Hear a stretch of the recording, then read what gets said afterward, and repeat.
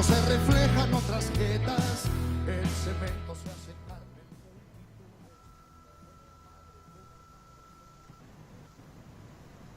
Muy bien, acá estamos comenzando la segunda parte de Línea de 5. Me encanta escuchar nuestro tema. El tema es el himno de Línea de 5. Hay las pases de las pastillas del abuelo que nos vienen acompañando desde que comenzamos, más o menos.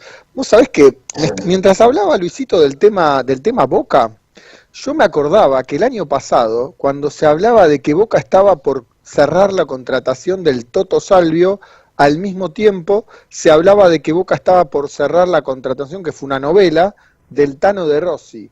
Y yo me acuerdo, estaba Tomás, y vos también, Luis, te acordarás, que estaban contentos como diciendo, bueno, estamos muy entusiasmados con la contratación del Tano de Rossi. Y yo le decía, ¿qué de Rossi? La contratación estrella es del Toto Salvio, es un jugador de selección con juventud y todo. Y obviamente que se los decía entendiendo que De Rossi era traer una figura internacional, que había sido campeón del mundo, está clarísimo ese tema, pero más allá de eso, el Toto Salvio... Claro, pero uno se imagina que un jugador como el Toto Salvio, vistiendo la camiseta de Boca, es todo un por el lado de los hinchas de Boca, la esperanza de que realmente, con todo lo que tiene por delante, puede realmente explotar de una forma como todavía aún no lo hizo, y eso que ha mostrado un nivel hermoso en Lanús. Pero también de cara a lo que tiene que ver con la selección argentina, ¿no? Nosotros lo hemos visto al Toto Salvio, se acordarán, en el Mundial jugando de 4, lo habían mandado... Hace mal recordar ese Mundial, ¿no? Pero Salvio terminó jugando de lateral en ese Mundial. Imagínense hoy en día pensar con la vigencia que tiene el Taio Ken que hizo festejando el gol. Imagínense al Toto Salvio hoy en día jugando en una posición que no sea las posiciones ofensivas que muestra habitualmente en el esquema del equipo de Miguel Russo, ayer dirigido por Leandro Somoza. Tal cual, sí. Yo creo que en los últimos años las mejores incorporaciones de Boca fueron la de Andrada, que habíamos hablado en el bloque anterior, y la del Toto Salvio, que tiene una contundencia en la red notable también, porque bueno, hacer en los últimos 7 partidos 9 goles es una cifra de Martín Palermo, ¿no? Precisamente. Palermitana. Es palermitana. Tiene muy buena llegada, Luis, aparte del gol. Es un jugador que hace jugar, obviamente, da pase gol y es muy inteligente para ubicarse y encontrar espacios. Eso es lo que me gusta de Toto. Sí, seguro. Muy bien. Tenemos la conexión del día, tenemos la entrevista del día, así que Luisito, te voy a pasar la pelota para que des la bienvenida a nuestro entrevistado del día de hoy. Bueno, del otro lado del teléfono tenemos a un jugador que jugó en 2 mundiales, sí, en 2 mundiales, pero no fueron 2 mundiales iguales, sino que fue un juvenil y un mayor, un juvenil en el año 1979 en Japón y un mayor en 1982. Yo le digo a los jóvenes de hoy que yo digo que, bueno, los mundiales de selección mayor, el país se separa todos los lugares de trabajo, los chicos en las escuelas interrumpen la clase, en fin, los comercios tienen los televisores en la vidriera, en los bares se habla exclusivamente de ese mundial, de selección mayor. Pero si yo les digo que hubo un campeonato juvenil que tuvo la misma expectativa, la misma nivel de audiencia que un mundial de selección mayor, la mayoría de los jóvenes no lo pueden creer, ¿no?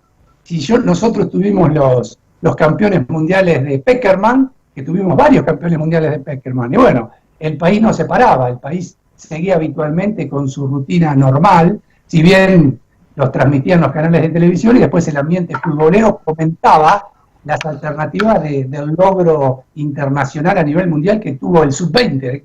Pero en este caso no, en este caso se paraba el país, se jugó en Japón, había que levantarse temprano para ver los partidos y todo el mundo hablaba de ese equipo conducido técnicamente por César Luis Menotti, de lo bien que jugaba. Del otro lado de la línea tenemos a un integrante de ese glorioso, y yo creo que fue el mejor juvenil de todos los tiempos. Me estoy refiriendo a Juan Barbas. Juan, muy buenas tardes. Luis Laburo es mi nombre, es un placer en saludarte. ¿Cómo te va? Hola, ¿qué tal? Muy buenas tardes. Bien, bien. La verdad que una presentación espectacular. Me estás haciendo aquella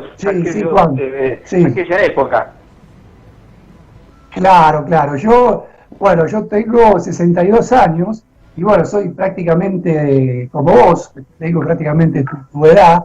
Y bueno, yo recuerdo perfectamente ese campeonato juvenil, la expectativa que había en todos los lugares, y era la misma expectativa que un mundial de la selección mayor. Nos levantábamos temprano, los chicos en los colegios, bueno, le pedían permiso al rector para poder ver el partido, o iban más temprano para poder recuperar las horas de clase. La gente salía a la calle también a festejar y fueron recibidos también en Ezeiza con una manifestación multitudinaria. ¿Qué nos podés decir de ese juvenil? ¿Cómo se formó? ¿Cómo fue el proceso previo hasta llegar al mes de septiembre? En este mes se cumplieron precisamente 41 años de ese logro. ¿Cómo fue ese recorrido para obtener ese equipo que tantas satisfacciones nos dio al aficionado del fútbol en la República Argentina? Sí, la verdad el trabajo más duro lo tuvo Ernesto Duccini en tratar de elegir los 16, porque don Ernesto era un tipo que andaba recorriendo por todo el interior, buscando el jugador que le gustara al Flaco Menotti, porque el Flaco Menotti estaba muy abocado a la selección mayor. El Flaco aparecía cuando nosotros teníamos que hacer fútbol o cuando incorporaban a algún jugador que lo traían a prueba. Habían pasado por lo menos 500, 600 jugadores para después solamente elegir 16 jugadores que fuéramos al Sudamericano de Uruguay. Pero han quedado jugadores que estaban igual que nosotros, es decir, ustedes todavía se siguen acordando que fue un equipo magnífico, que fue un equipo ideal, que fue un equipo espectacular, pero los jugadores que quedaron en el camino, me acuerdo de Néstor Caldera, un jugador que jugó en Huracán, que era el Loco Houseman en miniatura, Orlando Barrera, que vino en el Sudamericano y después lamentablemente no pudo viajar a Japón, que era un jugador de Newell's Boys, Aguirre, un delantero que era un jugador también espectacular de Platense. Lo que tenía el Flaco Menotti y lo que tenía Ernesto Duccini, que no se fijaban en qué club estaban jugando los chicos, o nosotros, por ejemplo. Él reclutaba jugadores del interior, el caso Mesa, que vino de Central Norte de Tucumán, después de Seria, que vino de Rosario también, estaba jugando en Central Córdoba, Simón, que estaba jugando en Solboy, Rossi, que estaba jugando en Colón de Santa Fe, bueno, Sergio García en Flandria. Sergio García en Flandria también. Entonces, no era fácil. Yo me acuerdo una anécdota con don Ernesto Duccini, que nos encontramos un día, un aniversario, y que me dice: hola, ¿cómo andan, nene? ¿Todo bien? Acá andábamos, Ernesto, qué sé yo, trabajando con los chicos. ¿Usted sabe cómo lo descubrí yo a usted? Digo, la verdad no tengo ni idea. Dice: yo un día voy a La Plata con mi señora a visitar a los amigos y le pregunto si había un partido, si se jugaba algún partido acá en La Plata. Me dice: mira, juega Racing en Gimnasia de Lima. Bueno, ¿me acompañás? Vamos a ver el fútbol. Y de repente vi ahí un marcador de punta que empecé a preguntar ahí a la gente y cómo se llamaba, y me dijeron su nombre, y después sabía la edad y nadie sabía. Entonces al otro día, cuando aparecí en AFA, fui a fijarme la edad suya, que estaba en condiciones de jugar en Sudamericano y después de participar en Japón. Y así que fue que lo citamos. Pero don Ernesto tenía esas cosas. El Pichi Escudero salió un día que vino, ya estaba prácticamente armado, y apareció el Pichi Escudero en una práctica en Defensor de Belgrano y la rompió también. Pero era una cosa increíble. El Flaco Menotti, nosotros cuando hacíamos fútbol nos tenía que parar, porque dice que todos los entrenamientos los jugaban más full. Y yo creo que el secreto de esta selección fue que se armó un lindo grupo de amigos, que todavía hoy lo seguimos siendo, y que nadie se sentía figura, que nadie se sentía más que nadie. Diego, que sabíamos que era la figurita de esa selección, que era el más conocido, el más popular, el más famoso, él era igual. Lo que tenía Diego era que tenía una bronca bárbara, una motivación espectacular, extra, porque venía de ser dejado de la posibilidad de jugar el Mundial del 78, y tenía una bronca, una gana de demostrarle que él tenía que haber estado y que quería hacer algo. Entonces nosotros lo teníamos motivado, él estaba motivado y nosotros estábamos bien, que nosotros nos complementábamos bastante bien con ese equipo. La verdad, nosotros después el equipo, cuando se fue armando de a poquito, salíamos por todo el interior y a todo lo goleábamos. En algunos partidos, no me acuerdo si en Pergamino fuimos, perdimos, no sé qué, ahí fue el Franco Menotti que me dijo, bueno, muchachos, acá algo pasó, hay que mirar un poquito, pero después los partidos amistosos que hacíamos, hasta contra el Congo, que antes de irnos para Japón, en Tucumán, nosotros le ganamos 2-1, vino con toda la figura, no es que vino con un equipo alternativo, vino con toda la figura. Y cuando nosotros, me acuerdo, salimos de acá de Buenos Aires, en Ezeiza, había 2 periodistas para despedirnos, no había más.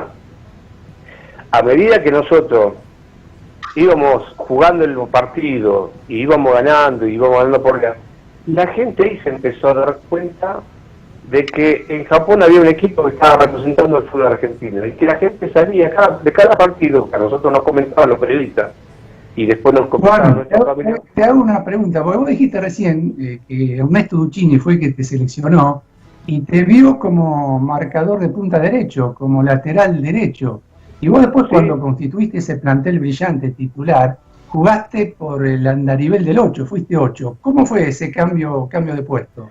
Porque si bien te vio como marcador de punta y después jugaste en el Mundial como número 8. Barbas, Reinaldi y Maradona era ese mediocampo. ¿Cómo fue ese paso en la defensa de la línea de 4 al mediocampo? Sí. Lo que pasa que en el Sudamericano no estaba Abel Carabelli, entonces fui yo como marcador de punta. Y yo en algunos partidos de la selección mayor, de la Copa América, también estaba jugando el marcador de punta. Entonces me lleva al Sudamericano como marcador de punta. Después aparece Carabelli, entra por, no sé si era por Barrera o por el Néstor Candelo o por Heredia, que era un jugador de Instituto de Córdoba. Algunos jugadores que habían ido al Sudamericano después no fueron. Los que aparecieron, por ejemplo, el Nero Lanao no estaba en el Sudamericano. Fui como acompañante, fue como una invitación que le había hecho el gráfico.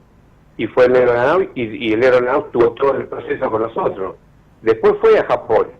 Lo mismo pasa con Abel Carabelli. Carabelli no estaba en el Sudamericano y después va a Japón también. Entonces uno rescambia ahí, que el flaco Menotti lo hizo a último momento, y bueno, fue un equipo que hizo lo que hizo porque nosotros nos divertíamos, porque sabíamos de que nosotros estábamos representando al fútbol argentino, sabíamos que la gente a través de la pelotita se ponía contento, y cada vez que nosotros jugábamos y ganábamos la gente salía a festejar, y eso para nosotros fue la verdad una satisfacción grande, que la gente se emocionara y saliera cada partido que nosotros jugábamos, salir a la calle. Claro, para los hinchas de Racing le digo, y bueno, vos surgiste en Racing, ese campeonato sudamericano que te estás refiriendo, la figura estelar de Uruguay fue Rubén Paz, que después fue figura en el fútbol uruguayo, fútbol internacional, y es uno de los ídolos máximos que tiene últimamente Racing. Pero después, algunos jugadores de ese brillante torneo juvenil jugaron el Mundial del 82.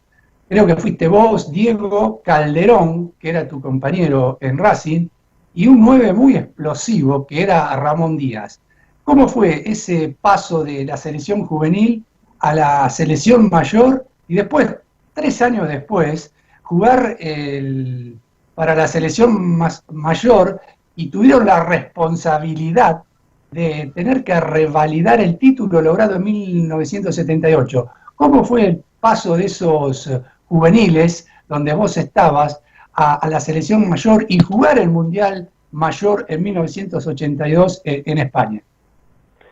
Sí, primero, es decir, nosotros, cuando a mí me convocaron, fue una sorpresa, porque había jugadores de nombre, donde estaba JJ López, donde estaba el Chino Benítez, y que el Flaco Menotti confiara en mí por lo que había visto en el 79, para mí fue una satisfacción grande que él confiara en mí, y estando Bardo Ardiles ahí como compañero. Y era la base del 78, nosotros fuimos para rivalidar el título, donde fuimos los 4 que vos dijiste, más la mayoría de los del 78, y lamentablemente en un mundial es difícil, porque nosotros hicimos todo lo que nosotros teníamos que hacer, como lo hizo el 78, los jugadores del 78, de concentrar, de prepararse bien. El juvenil fue de la misma manera, y en el 82 fuimos de la misma manera. Simplemente que nosotros arrancamos jugando el primer partido, nos contamos contra Bélgica, que nos hacen el gol y después se nos hizo difícil poder empatarle. Nosotros después tenemos 2 partidos contra Hungría y contra El Salvador, que ahí lo ganamos y pasamos a la segunda fase, donde te encontrás con un equipo como Italia, que Italia venía a ser de una fase bastante mediocre, porque se clasifica por un gol, porque había empatado casi todos los partidos, y después te encontrás con un Brasil que jugaba bien, que era que nos conocíamos ellos y nosotros lo conocíamos, y que también lo perdimos, y lamentablemente te encontraste con equipos que jugaron bien y que nosotros no lo pudimos desarrollar como lo veníamos haciendo en el 78 y en el 79, y después con la marcación que le hizo el Gentili a Maradona muy estricta, si hoy estaría jugando Maradona y estaría Gentili, hoy creo que Gentili estaría expulsado, pero bueno, fue en ese momento y que Maradona no lo dejaba jugar. Siempre a él le dijeron, vos tenés que ponerte al lado de Maradona, no lo dejé jugar, vos lo jugás, y bueno, fue un poco como le pasó también con Perú en la eliminatoria para el 86. Con Reina, una cosa así, lo habrán visto a Reina, dijo, bueno, la única manera de pararlo a Maradona y frenarlo es marcándolo de la misma manera. Claro. Leandro, no sé, ¿querés decir algo? Sí, un placer de saludar acá a Juan. Nos encanta poder tenerlo en línea de 5. Nos quedan todavía unos minutitos para poder hacer una entrevista. Me gustaba ir un poco a la parte de Racing, ¿no? Porque has participado como jugador y después has tenido tu interinato, pero también trabajaste mucho en las inferiores. Y yo me pregunto, en esos años en los que trabajaste en las inferiores, ¿qué nombres que hoy en día tal vez no la gente no lo sepa, trabajaste, estuviste palmo a palmo, que en ese momento eran promesas, eran jóvenes y que después, bueno, fueron creciendo? Mirá, hoy Muso, Juancito Muso, que hoy lo convocaron para la selección y está jugando en el Udinese. Después lo tenía Negrito Gómez, que estaba en Lanús, lo tenía Sablejich, un marcador central, Campi también, que jugó en el Estudiantes de La Plata, un tal García, Rodrigo de Paul, que está en Udine, Brunito Supulini, después lo tenía Centurión, lo tenía Vieto, lo tenía Viola, a Fariña. Son jugadores que yo siempre digo que yo no salí campeón en divisiones inferiores. Yo tuve la suerte de tenerlo a ellos, pero es un trabajo en conjunto, no es un trabajo solamente mío, porque yo estando en el selectivo y dirigiendo la reserva, yo lo único que hacía es mostrarle al técnico de la primera del trabajo que habían hecho en su división y el trabajo que habían hecho en el fútbol infantil, de lo que habían crecido, de lo que habían mejorado futbolísticamente, y yo tratar de que de lo que ya habían aprendido, explicarle qué significaba estar cerca de una primera, qué significaba estar jugando en una reserva, qué significaba jugar antes de un partido tan importante como era la primera, de que la gente lo vaya reconociendo para que el día de mañana cuando jueguen primera ya sepan qué jugadores están debutando.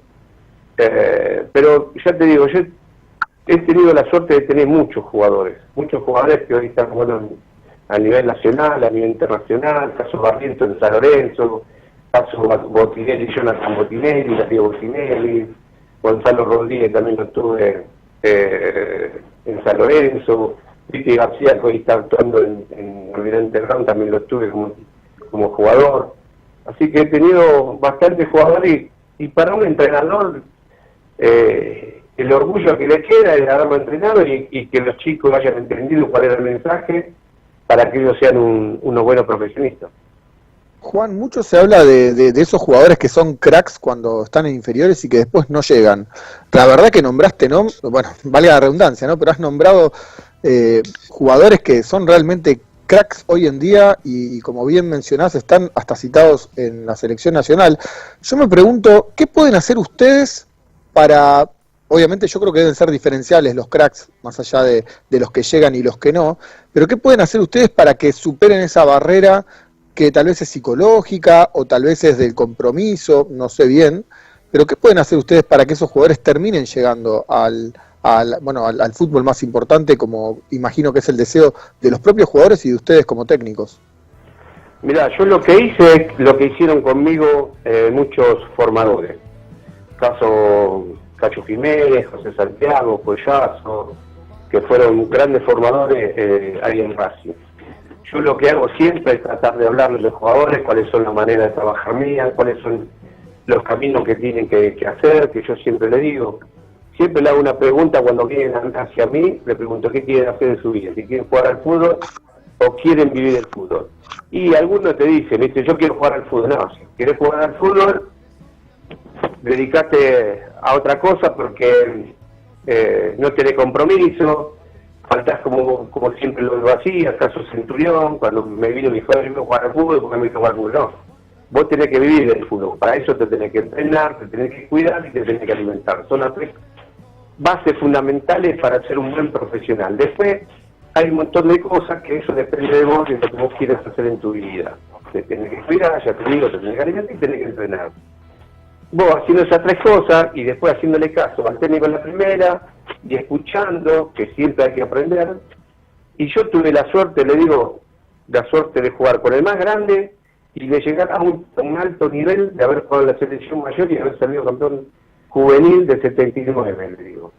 Después tuve la posibilidad de irme a Europa, me fui a España, me fui a Italia, me fui a Suiza, y eso fue que yo supe escuchar a esos grandes formadores que yo no tuve, y hoy yo quiero hacer lo mismo, como hicieron conmigo, quiero hacer yo lo mismo con vos.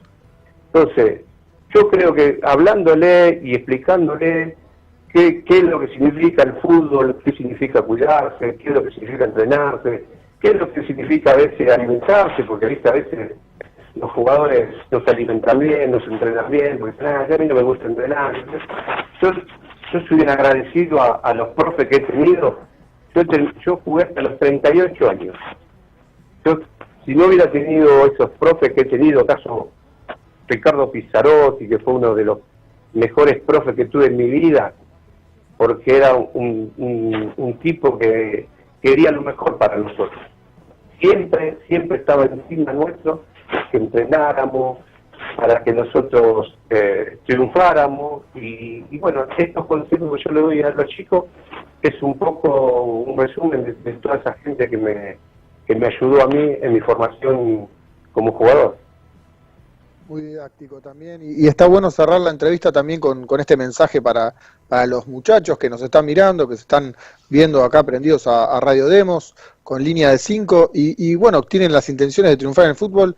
Una persona que allí la vieron, muchachos como Luis, como Guillermo, viendo cómo salían campeones de la Copa del Mundo Juvenil en 1979, realmente vale la pena escucharte y desde ya, nosotros ya se nos termina el programa, nos quedan 2 minutos. Te agradecemos muchísimo el tiempo que nos has dedicado, dispensado acá en esto que hacemos Línea de 5. Nos es muy rico poder hablar con protagonistas como lo sos vos de nuestro querido fútbol. Bueno, nada, yo le agradezco a ustedes por haberme llamado y también me sentí muy cómodo y estoy siempre a disposición. Te mandamos un fuerte abrazo acá de todo Línea de 5. Bueno, un abrazo a todos. Bueno, ha pasado Juan Barbas, campeón del Sub-20 1979. Perdón, Guille, que no te pude dar el pie, pero bueno, así son un poco los tiempos de radio. Nos queda un minutito. es hora también de decirle a la gente que se quede acá en Radio Demos, que ya está por llegar Estallados, que es el nuevo programa de Radio Demos, con Daniela Milde, con Ana Luna, José de Francesco, y hoy imperdible la presencia de Fiorella Castillo, la freestyler argentina. Quédense en casa con Demos. Les mandamos un saludo a Dulce también, que nos está viendo y escuchando desde México. Muchachos, hora de dar su saludo. Bueno, la verdad que otro lujo de línea de 5, de tener a Juan Barbas, aquel recordado jugador, y bueno, y lo volvió a repetir como otros invitados, se sintió muy cómodo. Es muy gratificante para nosotros que el entrevistado se haya sentido muy cómodo. Yo me despido hasta el viernes que viene a partir de las 18 horas. Guille. Sí, muy rica la entrevista, realmente dejó conceptos interesantes, gran futbolista, gran persona. Así que bueno, bárbaro, también nos sentimos cómodos nosotros. Bueno, siendo ustedes, bueno, hasta el viernes que viene será. Así será, siendo ya prácticamente las 19 horas acá en la ciudad de Buenos Aires. Es hora de mandar un fuerte abrazo a toda nuestra audiencia. Quédense en casa con Demos y nosotros nos volvemos a reencontrar el próximo viernes de 18 a 19 haciendo una nueva emisión de Línea de 5 por acá, por Radio Demos.